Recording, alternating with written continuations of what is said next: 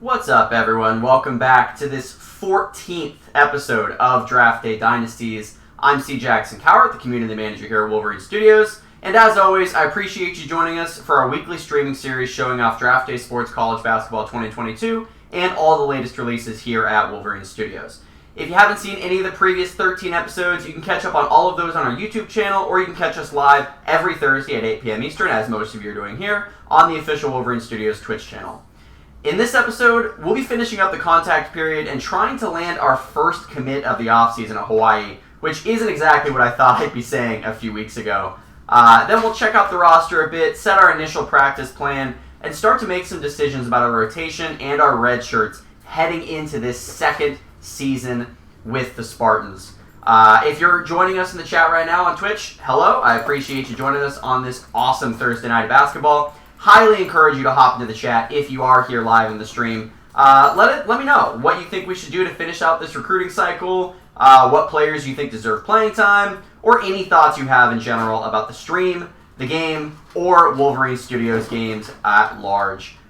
Before we get started, I do want to shout out a giveaway we're doing on Twitter ahead of tonight's big game. If you can guess the winner and the combined final score between the Celtics and Warriors, you'll win a free copy of Draft Day Sports Pro Basketball 2022, which, if you're watching this stream, I think you'll love that game too. So, free to enter, just retweet, reply with your score, your guess. I mean, hey, even if you don't want the game, see if you can get it right. A little bit of pride on the line there. So, free to enter, but you only got an hour, so go ahead and go do that right now. And then if you're joining us live, I know I've had a couple mic issues over the last few weeks. It's been cutting in and out a bit. So if at any point you can't hear me, just loudly type and complain as loud as you can there so that I can see it and hopefully yell loudly into the mic if that happens. But I don't think that will. So let's hop right into it here. As you can see, we are starting on the recruiting screen for good reason here because we have some work to do. As you can see, we have one scholarship left. We have 3 scholarships out. If you're doing the math at home and you've been watching these episodes in previous weeks, we started with 4 scholarships. So that equals 0 scholarships that have actually been accepted by anybody in this recruiting cycle, which is not great. By this time last year, I think we had 2. We had Derek Rashaw as one of them. And I want to say Marcus Floyd, big guy down low, as the other. So right now, we're not having quite as much success in the recruiting cycle, but we do have a little bit of optimism. So if you go over, if we hop into our inbox here, and as we're doing it, Breeze, friend of the program, Breeze, love you, appreciate you joining every week. He says, if the Celtics in real life lose tonight, then I will be the Celtics GM in PB21 and trade Tatum and Brown for second-round picks and 1-star players. Look, I can't argue. I'm a big Tatum guy, starting to become a big Jaylen Brown guy, but not if they keep turning it over. So I'm with you there. Speaking of turnovers here, let's see if we can try to get some of these guys. We don't really have that many capable ball handlers, don't have many good players on the wing or point guards, and that's kind of been the focus for this recruiting cycle. So if you look at our emails, 9/25, that was last week. This was a big run of home visits that we did, just trying to see if we could seal the deal with any of these guys. Sean Kent, it went well. Marco STONEKING, it went well.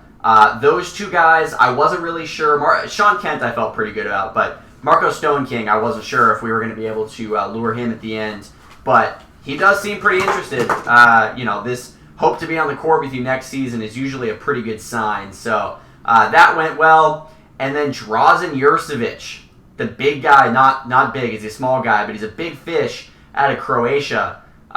Would be really interested to see if we could get Drazen on board. So those are the 3 that went well. Don't really want to talk about how it went with Sean Stewart. Don't really want to talk about how it went with Sherman Williams. The paint man himself, unfortunately, not interested in coming to Hawaii. Bill Dozer, another friend of the program. You 2 are the MVPs of this stream. Bill says, hello, transfers can be good. In the multiplayer league, I did not recruit anyone at Seattle this year. That might change next year after the win against UW early in the season. Look, Bill, I don't think you need to be coming on here talking about the win at UW. I feel like you're doing that just to twist the knife in my heart here. Not a great season for Washington in the multiplayer league. That's CBGM for those of you who are not in it. Highly recommend. If you're watching this stream and you're not in CBGM, not quite sure what you're doing. But Bill makes a great point that's relevant to this Hawaii stream here. If we strike out on scholarships and we don't get the guys we want, we can save those scholarships for the transfer period. That's a huge thing this year. Obviously, transfers existed in the game before, but they weren't eligible to play right away like they are in college basketball now and in the college basketball game. So he's right. We don't need to be chasing players that we don't feel like are going to be legitimate contributors for this Hawaii team. But I do feel decent about the guys we have on the hook here now. We have Drazen Jurcevic. If you've been watching the last few weeks, you know my opinions on this guy. I think the upside is really, really high. He's averaging 13.7 assists per game. I know I mostly recruit small schools, so maybe that's not an incredible number in the grand scheme of things, but that is an unbelievable number to me. I have never recruited a player in my personal playthroughs that has had that many assists per game. I don't know if maybe it's that Croatian defense or something. I don't know how they're letting him get that many off, but 14 points, 13 assists. But the bummer here, right? No steals. Appreciate the morals, but this man's never stolen a single thing in his life. So that's not really the way we play in Hawaii. 1-3-1 zone. We're big on forcing turnovers. Big on just being aggressive on defense, right? Trying to set the tone there. So I don't really love that in terms of the top of that 1-3-1 zone. But hey, maybe we get him in the system, do a little player development with him. I don't know. Maybe he doesn't have great coaching with his Croatian high school team. I'm not saying, look, hey, great coaches over there in Croatia, but maybe not for him. And Bill's, and I'm nervous about your possible revenge game next year when I technically go on the road. Yeah, you should be, because UW is coming for you. We suffered some injuries this year, lost our best player about 20 games into the season, but we're coming for Seattle. Don't you worry about that. So with this Hawaii team here, all right, we have this week. This is the last week for the contact period, and then it goes kind of dark here. If you look at the dates, as you can see, we are at October 2nd, so through October 8th is the contact period. Then it's all quiet on the Western Front before these early LOI signings. This is really when you need to get these commits. It's when you need to make noise on the recruiting trail. So this is the last week for us to do it. So I'm really going to be leaning on you guys, Bill and Breeze and anybody else who's watching. I think I know what I want to do with 3 scholarships, right? I feel pretty good that we should go for Drazen, Sean Kent, and Marco STONEKING. But that 4th scholarship is up in the air. And look, I'm not against just offering it to some rando, right? We can take a shot on somebody, see if maybe we can seal the deal. But I'm not really seeing anybody that I think is going to be a likely candidate. So let's do what I always like to do, which is to sort by graded overall here, and then sort by rank. But first, let's get rid of some of these guys who we know are not going to be coming. Langston Burris is already committed elsewhere. I think that's the only guy. So sort by, what do we want to do? Sort by this ranking and then sort by this one. There we go. I feel good about that. So who do we have on the table here? So it's obviously Drazen Jurcevic, number 1. Bill saying, plus you're running the 2-3 zone instead of the 1-3-1, and I won because of made 3-pointers. Yeah, I really want to run the 1-3-1 at Washington. Those of you who have watched this series know how much I love the 1-3-1. Don't quite have the personnel for it yet at Washington, but I will. And Bree said, you got me, myself, and I on the table. I would defeat all of those 3 recruits combined, LOL. Honestly, you might, because these guys can either play offense or play defense, and it seems like there's no in-between here. I guess Marco STONEKING's a bit of a two-way guy, but my scouts don't really like him. They don't really love what they're seeing from him. And Sean Kent is a 1-star guy on the surface. I think there's a little bit more to Sean Kent than just a 1-star rating, as we can see here, but I'm not really chasing Sean Kent, so to speak. He's a power forward who isn't that athletic and doesn't get steals. So not really. I know, Reese says 1-star. Yeah, that's kind of my concern. He's a 1-star guy, and I don't even know if he attended a camp, which is usually not a great sign. If you weren't invited to the Las Vegas Review out of the West, if you didn't even get the invite, it's not great. Not a great sign. But what I do like is he scored 15.3 points a game, 5.6 rebounds. I do like he got 1.6 blocks and steals per game. So this is somebody that I think will be able to hold their own on defense, especially with this defensive rating here, A-. That's really the reason that Sean King is in our crosshairs. So here's what I think we do. We obviously schedule another visit with Drazen Jurcevic. Now, I know that sounds scary.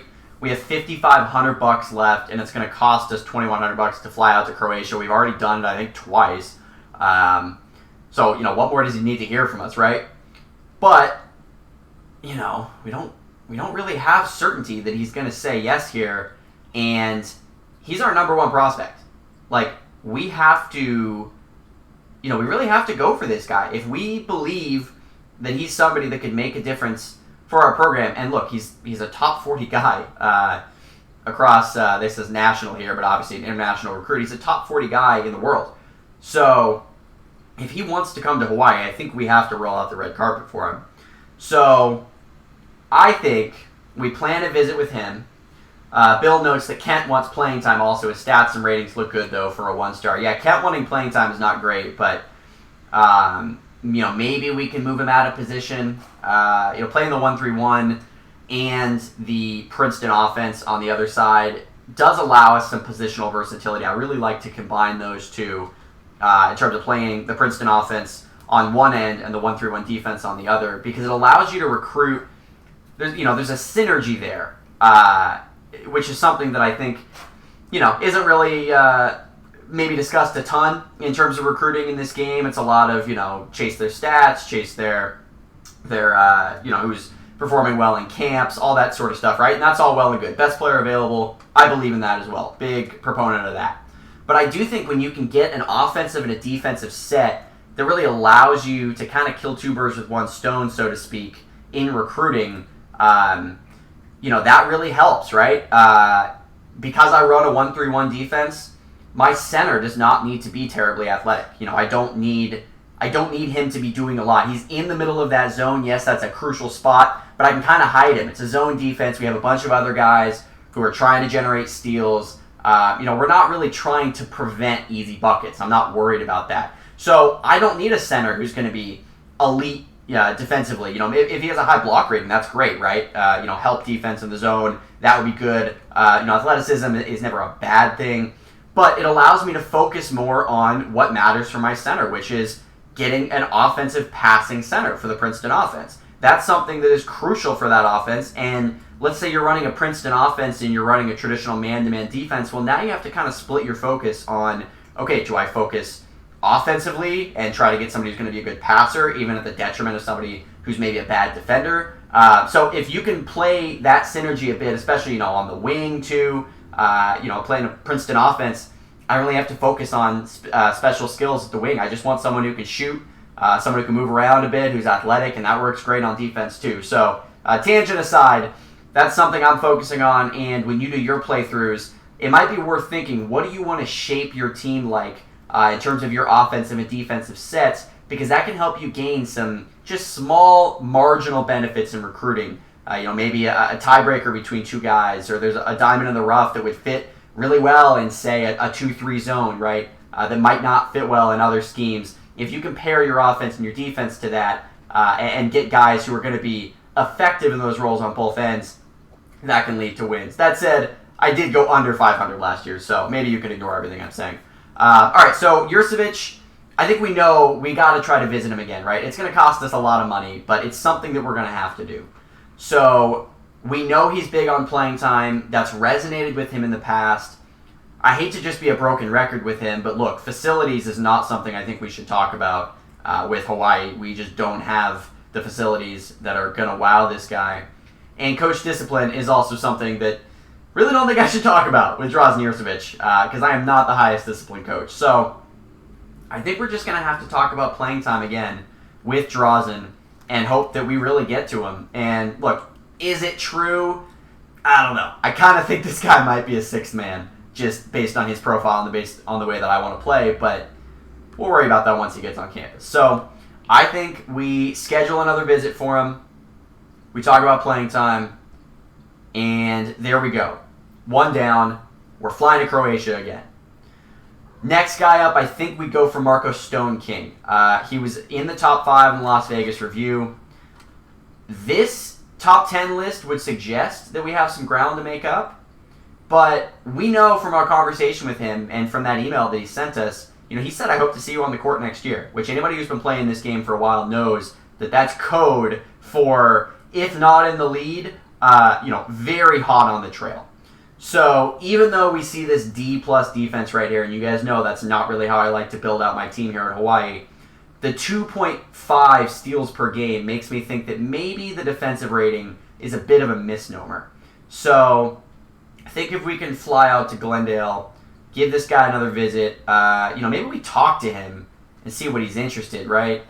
What he's interested in, and try to pitch something better. But really, the only things that are going to go better for him, that's actually pitchable with Hawaii, it really is location and playing time. We're not in a good conference. Our school prestige is low. Academics is low. Facilities is low. So maybe we just talk to him just to kind of generate a little more interest, because they do like to talk to the head coach. Marco doesn't like to talk to the head coach. Excuse me. I spoke too soon on this guy. So, all right, that makes the decision easy. Marco, we're just going to go right in here. We're going to talk about location, right? Don't want to make that mistake. Yeah, location was big for him. So let's plan on visiting him, talking about location, which is a little ironic, flying out from Hawaii, but he doesn't know any better. And there we go. Visit number 2 down. I think visit number 3 probably has to go to Sean Kent. We're already in the lead. I already feel like we're going to get this guy. But he's really good defensively. He's kind of a sneaky 15-point per game scorer in high school, which, for a one-star guy is, not super common. So I do think we should probably put in a little bit of effort to get this guy, visit him one more time. Obviously, he's from the state of Hawaii. He's big on location, so this should go well. And then we can use one more visit here to try to chase somebody a bit out of our region. Bill notes, I also think the scouting rating for STONEKING scoring might be low. Only a C grade scoring while scoring 17 points a game in high school. And that's an excellent point. That's something that we noted, maybe 4 episodes ago? Maybe 3-4 episodes ago? We were looking at Marco STONEKING early on in this recruiting cycle and scratching our heads a little bit about the fact that his scoring rating was so low in our scouts' eyes, but yet he's a 17-point per game scorer and he was top 5 in Vegas. It just doesn't really add up. Especially when you look, he's a great shooter, decent inside scorer, especially for somebody on the wing. It's pretty solid. So I tend to kind of lean with what you're saying there, Bill. I think that the scoring being at a C, either the scout is wrong, or this is somebody who generates his points in more of a, kind of a catch and shoot situation. Maybe just an open 3 shooter, which, hey, that's fine for me. That's great for the Princeton offense. So let's see, did we learn anything scouting him? I don't think we did. Yeah, we don't really have any sort of insights as to what type of scorer he is. But I'm with you. I think this C scoring, either our scouts are wrong or it's not something that we need to be particularly concerned about, because I do, 17 points a game is, that's a level that you tend to only see from players who are going to be at least competent scorers. So I think you're right about Marco. I feel good about that. Sean Kent, I think we just go ahead and do the visit. It's a cheap visit, too, so that helps. We'll pitch location. There we go. So now, this is where the fun part comes in, right? We are going to be able to take our shot on one guy. And I really think it needs to be a point guard, because that's an area that we're weak at. Well, a point guard or a wing, I guess.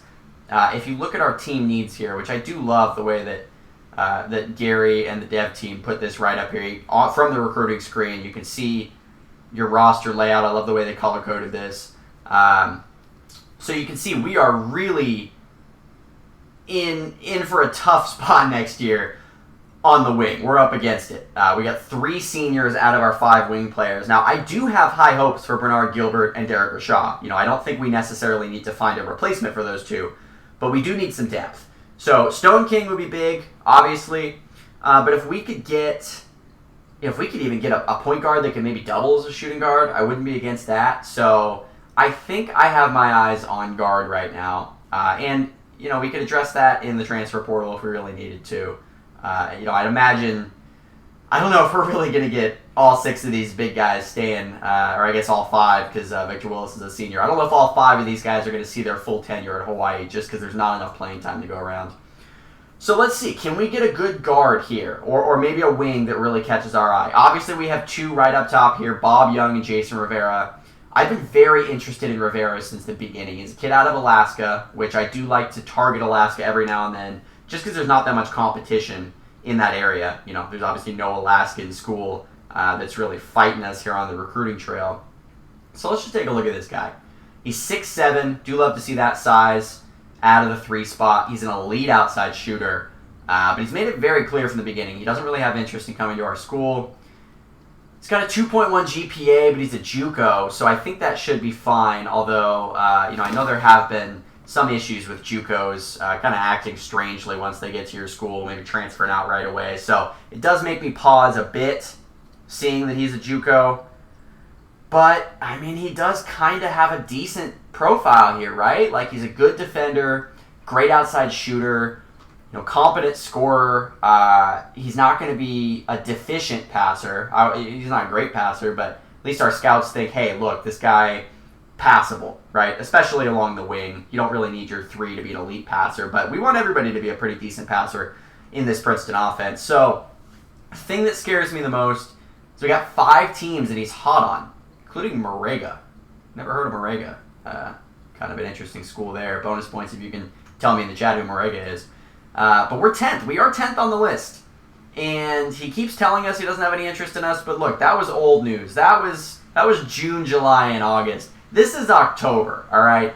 And October is closing time for the Hawaii coaching staff. So it's concerning that we are behind so many other schools. But it's October 2nd. He hasn't made a decision yet. So Bill says the top 10 for Rivera is weird, and then he shouts out the real team name for Moraga. I'll leave that one in the chat, but I appreciate you doing the research. Yeah, the top 10 is very weird for him.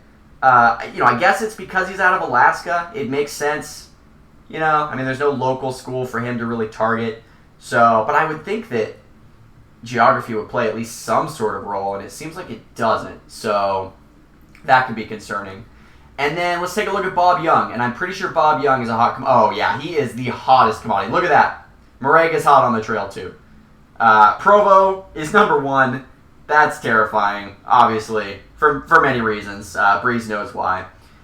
But I do like what I see from Bob Young. The 17-point-per-game scorer. His assist numbers are not as high as I would like, but from a scouting perspective, he's got a B in passing. That's decent. B+ on defense. That's excellent. A+ shooter. I mean, this is the type of point guard that I like to see. I don't love the D+, on steals, but he did get 1.4 a game in high school. So I think he's okay in that department. You know, at least he's better than Drazen Jurcevic, that's for sure. So this is tough. We're going to have to choose one of these two, I think, unless there's anybody else that we want to kind of go back to the fridge, so to speak, open it another time and see if maybe we missed something. You know, we could look at the anybody contacted, which is occasionally a fun thing to look back at. You know, MICHOLAU Cervantes, I mean, we tried for this guy, but didn't really go well. But man, he is certainly intriguing. I mean, look at that. I've never seen so much green on one profile showing any interest in a small school. But he made it very clear, right? Little interest in our school. We flew all the way out to Spain, and you know, he said adios. So I think that's probably as good as we can do on him. And then Bob Young. Looks like Bob Young is the best guy that we've talked to that we're not currently on in pursuit on, except for obviously Cervantes. You know, go down the list. There's just not that many players left, and especially not at the point guard spot.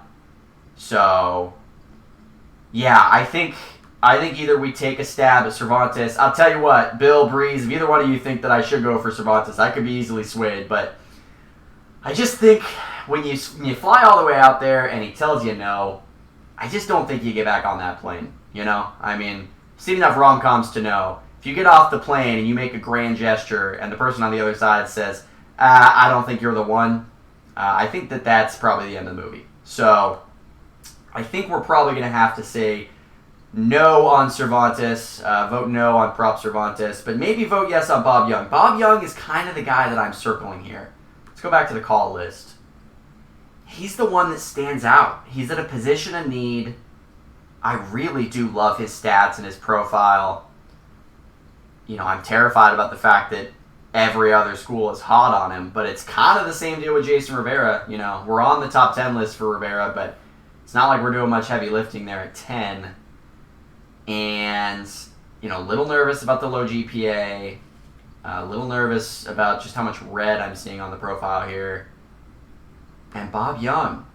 Just keep coming back to this guy. And we know that we have a pitch that'll work, right? Location is number one. Granted, every single school he's interested in is making that pitch, but literally every single one. But it makes me think, you know, I don't know, we got a shot. He'll at least listen. So maybe we call him, or text him rather. Just generate a little more interest. You know, talk to him about his family. Who doesn't like talking about family? No, he's got other stuff to do. All right. Well, I'm gonna shoot him another text here. I am curious to see what he thinks about us. What do you think of our school? All right, we're not on the list, so at least he told us that. I'm gonna go to Jason Rivera here. I'm gonna see if location matters to him. It's number one. Okay, playing time, not huge on that. And then, what do you think of our school? It's a big, heavy question for Jason Rivera. And this could be updated here, right? He could tell us that we're not in the top 10, and that would make me think that Bob Young is the way to go. He just does not want to talk about it. All right. Jason Rivera, one more time. I'm thinking about you, but I have other schools I like better. Okay, so that's interesting. So let's go back to anyone contacted. Let's see, is Cervantes just totally done with us? Does he never want to hear from us again? Okay, so at least he answered. What do you think of our school? We're not on the list. Okay. Bree said Jason Rivera might be going to Jordan's school. Yeah, I know. Well, everyone's going to Provo, which is really frustrating. So, all right. Cervantes, you know, I don't think it's going to work here. We can go back here and see anyone contacted. No, it's still none. You know, interested? Go back on this road. See if there's any interested recruits that maybe we're forgetting. Bree said maybe that's why he said that. He's afraid you might hate Rivera. Yeah, I am really mad at anybody who goes to Provo. We've been hit pretty hard with people leaving the great state of Hawaii to go to Provo. Look, I mean, I don't know. Maybe it's a higher calling to go there, but the highest calling of all, if you're from the state of Hawaii, is to play in-state and win a championship. So nothing beats that. But all right, let's see. These are all of the recruits that have demonstrated some level of interest. Obviously, a lot of these players have already committed elsewhere, so don't pay too much attention to that. But anybody of note here, Reggie Owens, Eric Sides, a lot of one-star guys. You know, power forward I don't really need. You know, we got Rivera. Just a lot of nothing, right? We got Wade Fat Russell here. I mean, we're the number one school for Wade Russell. I don't know. Maybe we could consider him. I'm not super intrigued. I can't say that his stats jump off the page anywhere. 13.3 points a game. Pretty middling assist to rebounding numbers. Low, you know, decent steals, but pretty much everybody can get 1 to 1.5. So, I don't know. I mean, someone to consider, right? Someone to maybe come back to later on. But I'm not really seeing anything there that makes me think we got a spring for him. And then it's just a whole lot of nothing, you know? A whole lot of guys that we either haven't scouted or, oh, here we go. Yeah, these are all guys where the interest is unknown, so it's going to sort of demonstrate that they're interested in us. And I guess we could take a pass at anybody that's not committed, you know? So, only, I think that's it, right? Only all available. And then, instead of doing interested recruits, we could just do all here. And, well, I guess we could do this. This will rule out people that have, you know, demonstrated no interest. And sort right here, you know, see if there's anybody. But this is not a way to do this on October 2nd, right? You have one visit left. This isn't traditionally the way that you're going to seal the deal, but yeah, I don't know. Maybe someone will pop off the page. I doubt it. I highly doubt it. I think we're probably better off going for Bob Young at this rate, and he's one of the highest rated guys who hasn't committed yet. So, you know, unless there's nothing we're really going to learn from Andrew Bryant, I think we do it. I think we just go for Bob Young. I think he's probably the guy. You know, we got the best shot at getting him, I think. Better shot at Rivera, but I just don't know if the upside is there. So let's go to the call list. Let's go all available here. And I think we shoot our shot on Bob Young. I think that's the play here. It's between Bob Young and Rivera. And I just, you know, I see more that I like about Bob Young, especially when you compare him back-to-back like this. You know, there's just a lot more excitement about Bob Young. And Rivera's playing the long game here, so maybe he'll be around next week too. But I think we try to make one final pitch to Bob Young, and I think we offer him a scholarship. So here we go, Bob Young. It's pitch location. We don't have much money left. And let's go ahead and visit him, and let's offer him the scholarship. All right. So that's pretty big. That would be pretty big if we could get him, and especially if we could secure these other three guys. I'm not optimistic, or I'm not confident, rather. I am optimistic, but I'm not confident about it. So, okay, before we hit advance here, you look up at the top left. It says practice and recruit. It's that time of year, time to set the practice plan. So before we set the practice plan, I would like to look at the roster a bit and just make sure that we're going to set it to personnel that is, you know, best suited for what we want to run. Everybody here knows I'm a big Princeton guy, big 1-3-1 guy, so we're probably not going to change that here. But let's just take a look at the roster and just kind of see what we're working with, make sure we have the personnel to run those two sets this year.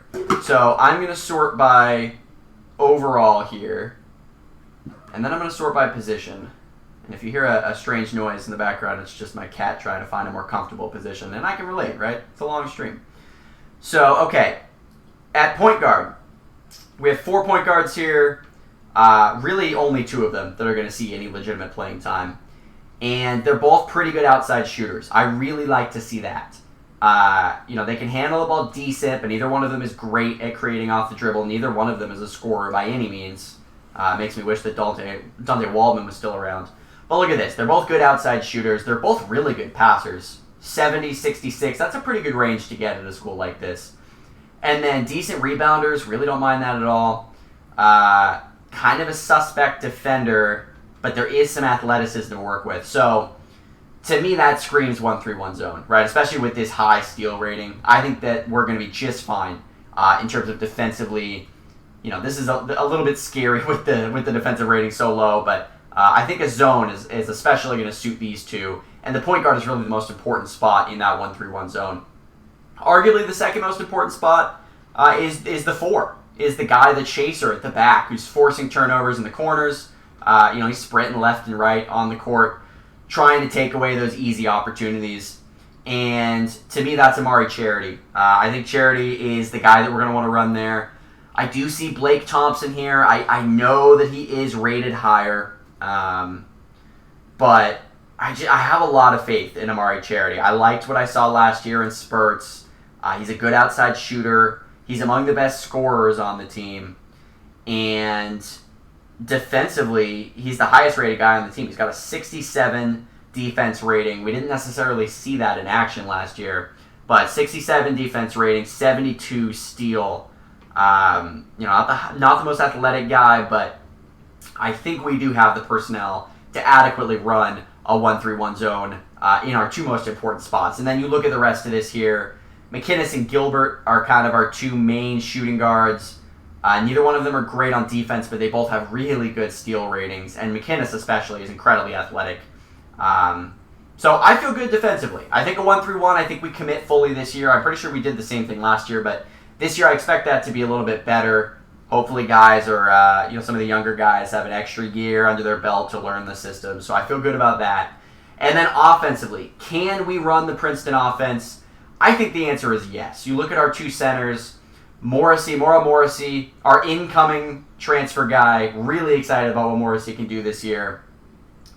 And, you know, if you look at his ratings, unfortunately he's a disruptive force, so we'll see how long that lasts. But you look at his ratings here, he's got a 56 passing.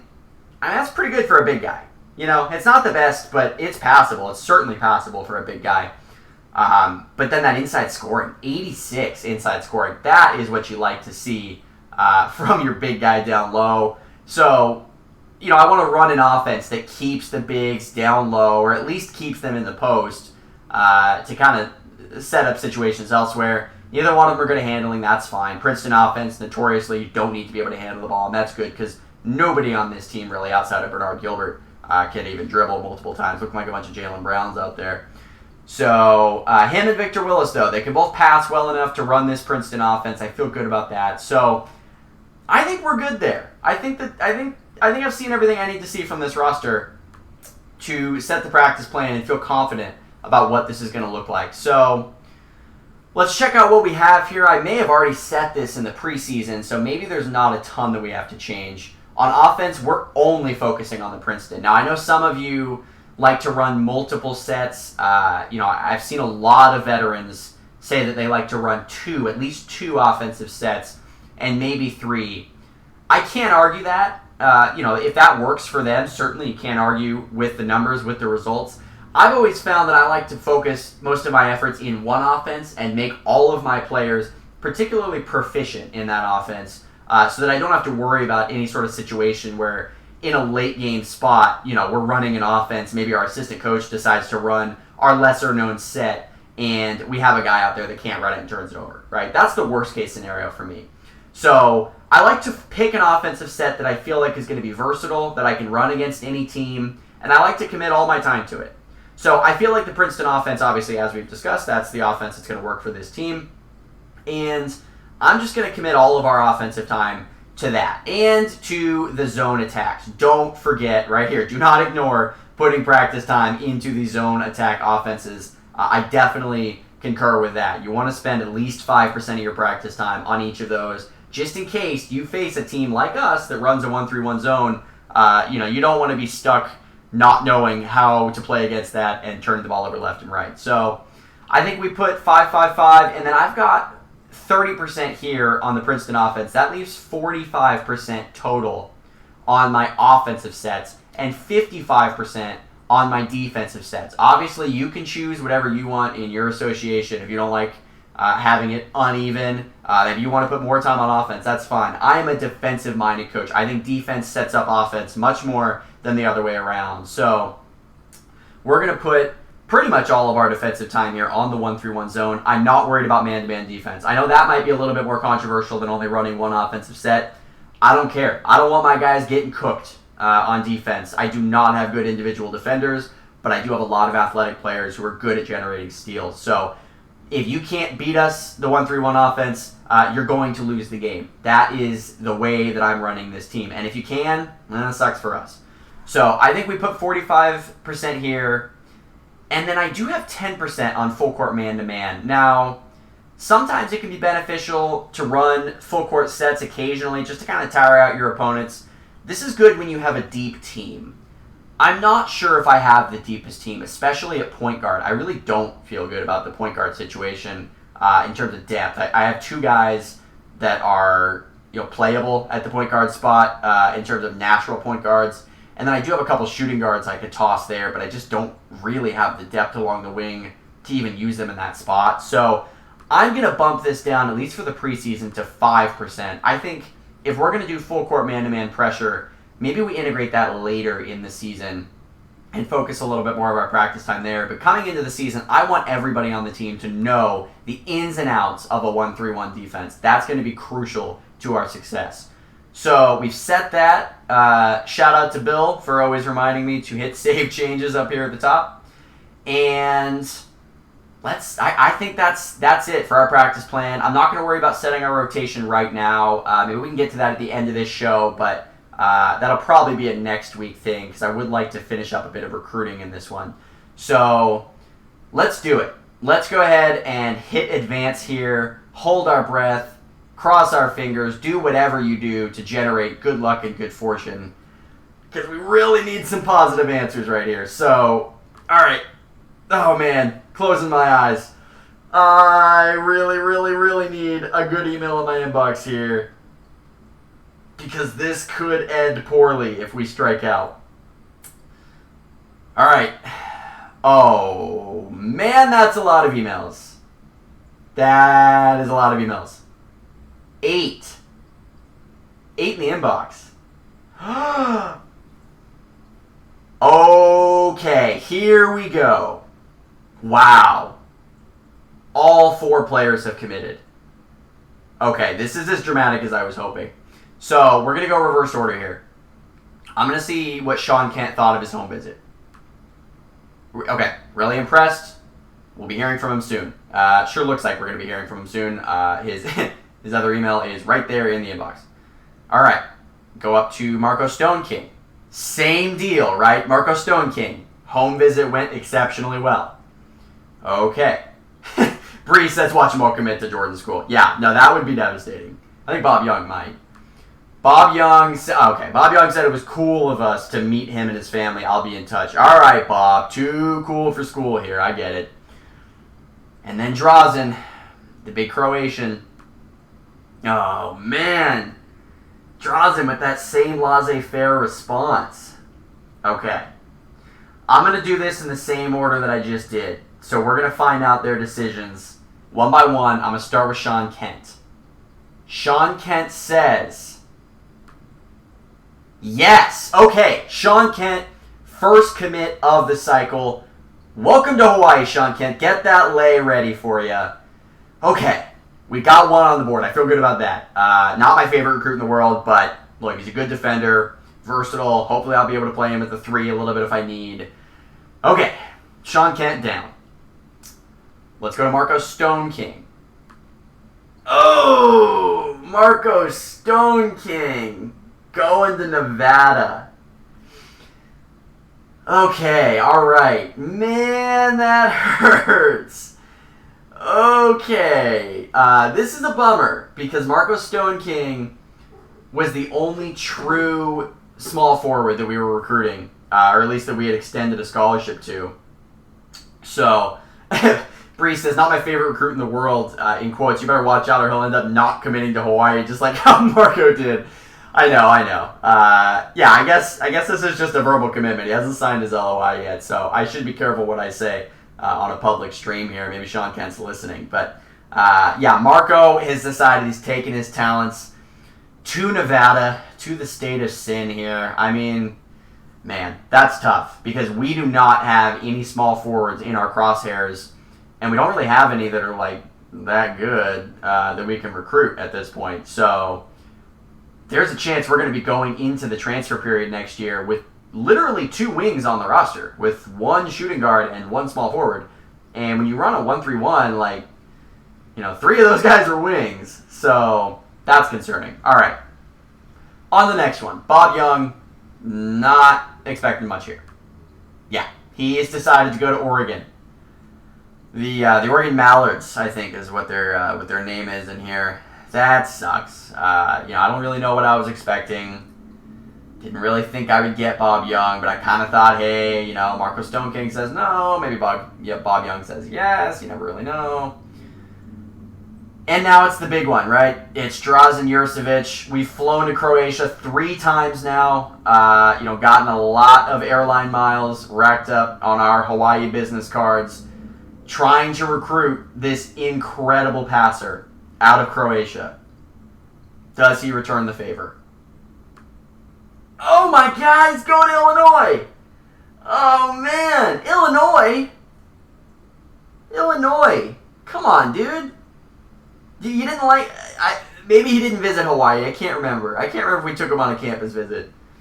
Have you Googled Hawaii?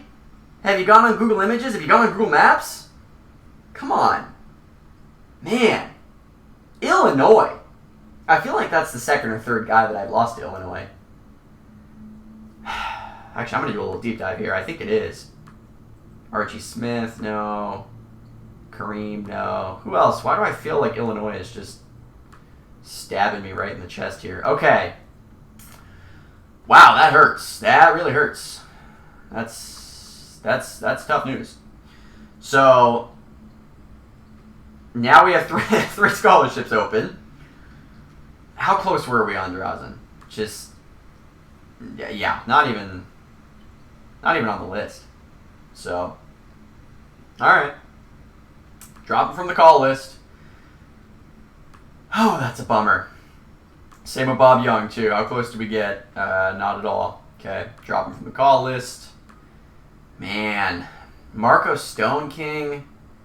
Oh, what? Second? This is like the second or third time this has happened this offseason. Because we finished second for the guy. And Nevada is first.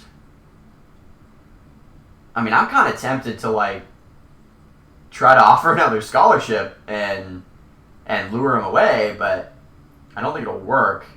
Bree said, did Illinois say there will be no ill feeling about homesick in Illinois? wonder if that convinced them. I don't know what Illinois' pitch was. I think I turned illegal recruiting off. I'm pretty sure I did. But I don't know. Maybe they're doing some devious underhanded stuff because, man, I really worked hard for Drazen. Kind of plucked him out of nowhere. Oh, man. Well, all right. What do we do now? That's the question. So, we're going to take him off the call list, and I'm going to take Reggie Owens off of all the lists. See if there's anybody else we lost. Lost David Woods. David Woods. I think I work with a David Woods. All right, and then Michael Cleaver. What a great name. Probably be better in a horror movie than he would be on the basketball court, but okay. So now we are left with some questions. We're left with a lot of questions, actually. One question. Do we go for Jason Rivera? I think we have to at this point, right? I think we try to host him with what little money. Oh man, I don't even know. I don't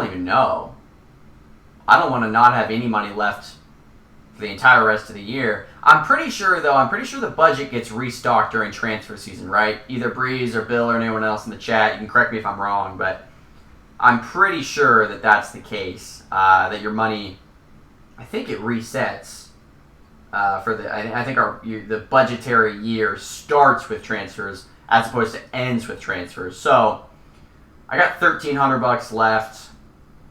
Gonna have to spend it wisely. Clearly did not spend it wisely during this recruiting cycle.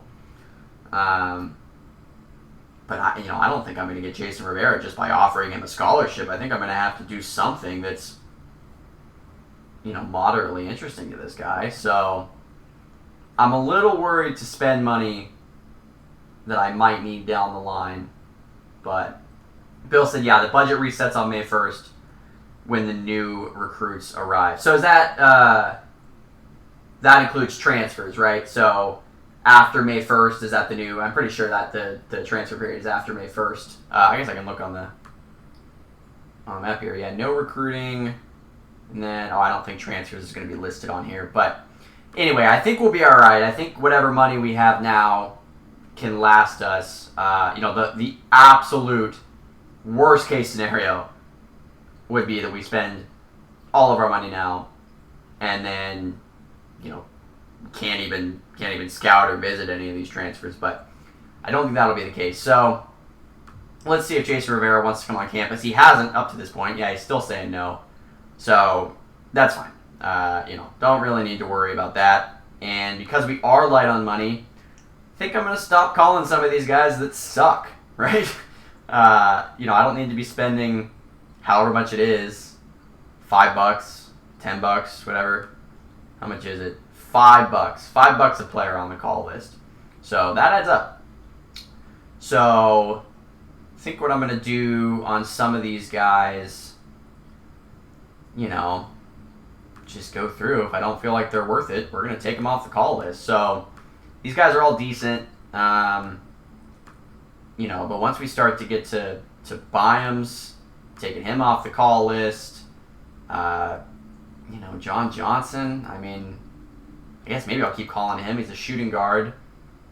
Vershaw's decent. Wayne Jackson is decent, but he's a center. Don't need him. Wade Russell's another person that maybe we can focus on. Eric Sides at point guard might be among our only options left. He's a 15-point per game guy, 2.3 steals, decent passer, decent shooter, decent defense. I'm tempted to just offer him a scholarship right now because, we're not going to get anybody. And to be honest, if I don't like him, I could probably just cut him, right?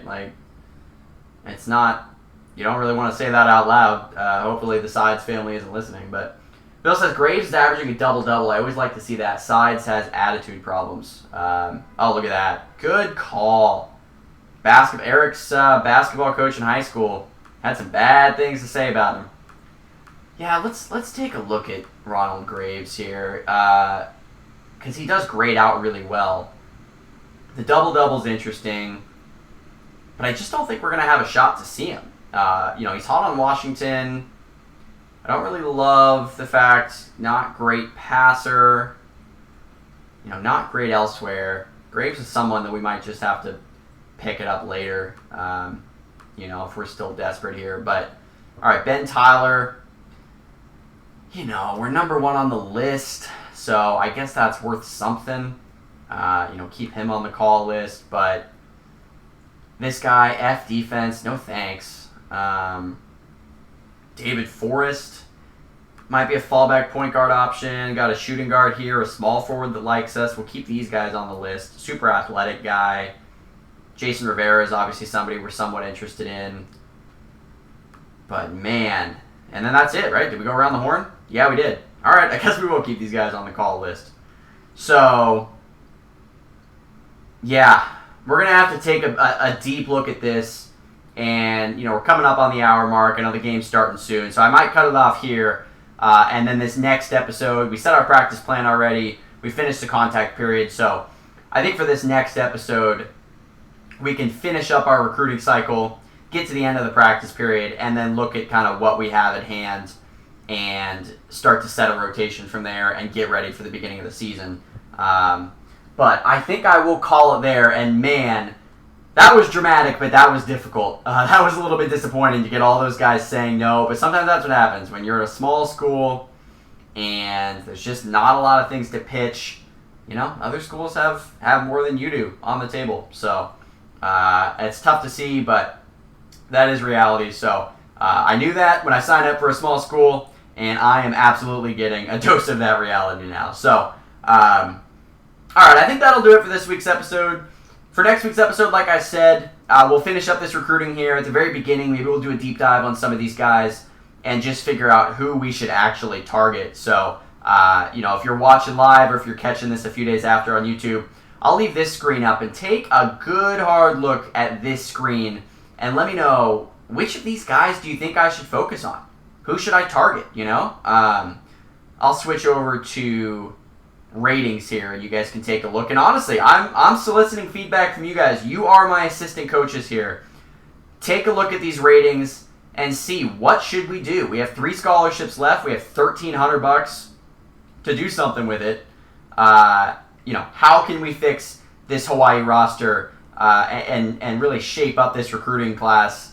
Or do we just wait? Do we just wait for the transfer period? So, that's ultimately a question that you're going to have to ask yourself anytime you're doing a small school playthrough and recruiting doesn't go your way. That's where we're at now. So, next week we'll finish up this recruiting cycle right here, and we'll run through the practice period, and by the end we'll see, hey, who's proficient in our sets and who do we think is ready to be in our starting lineup. So, we'll set our starting lineup, set our rotation, probably get right up to the doorstep of the regular season, and then probably go from there on the next episode. So, a few things before we go. Number one thing, I say it every week, but I really do mean it. Subscribe to our Twitch channel, guys. There's really no reason not to if you have an Amazon Prime, and these days, who doesn't, right? If you have an Amazon Prime account, you can link it with your Twitch account, get a free subscription, and use it on us, right? Appreciate you guys supporting us in the way that you do, watching us every week, watching us on YouTube. So, don't hesitate to support us just a little bit more, just to press that little button there. And the offer still stands. If you decide to subscribe to us on Twitch, send me a screenshot of it on Twitter or Discord. I'm going to find you a timeshare in Hawaii. Timeshares are hot. Look, I know the economy's not in the best spot, but maybe there's some good deals on some timeshares. I don't know. I'm not a financial advisor. I'm just a streamer. But I'm happy to find a timeshare for you guys in Hawaii. I know, Breeze, hot. I'm giving out good deals here. Normally you have to pay somebody to find you a timeshare. I'm giving it out for free. All you got to do is subscribe to us on Twitch. So that's the first thing. Second thing, as always, don't forget to post about your teams and careers tomorrow. Hashtag Franchise Friday on Twitter, Instagram, Reddit, Discord, Slack. Man, we're all over the place. And our original forums on WolverineStudios.com. Love to see what's going on in your guys' careers. Bill, I love seeing what's going on in your Washington Association in PB22. Love to see what's going on. There's so many different pro football leagues starting up now. College football, people are kind of quiet on that one, but what a good time to start a college football one right in the summer, recruiting spirit here. So I really want to see what's going on in your careers and see the different things you're going. I don't know, maybe I'll steal from it for my careers and try to pick up some tips and tricks from all of you veterans. So hashtag Franchise Friday. Don't forget to post about that tomorrow. And a very exciting third note is we have a new video series coming out, and I am super excited to share it with all of you. We've already recorded the first video. We're just finishing up some things behind the scenes on that, hoping to post that in the next few days. I think you guys are really going to like this video series. I had a lot of fun making it. We have some pretty grand plans on what we want to do with it long term. I think you guys are going to be really excited, and we're going to be reaching out a lot and asking you guys what you want from us in the video series. So that's all I'll say for now. Just a little tease. But keep your eyes peeled the next few days. We'll be launching that video. I especially think those of you who are newer to the game, maybe those of you who are watching live on Twitch, a little too shy to chat. Maybe you're newer, don't really know the questions to ask. I think you're going to get a lot of answers. So pretty excited about that.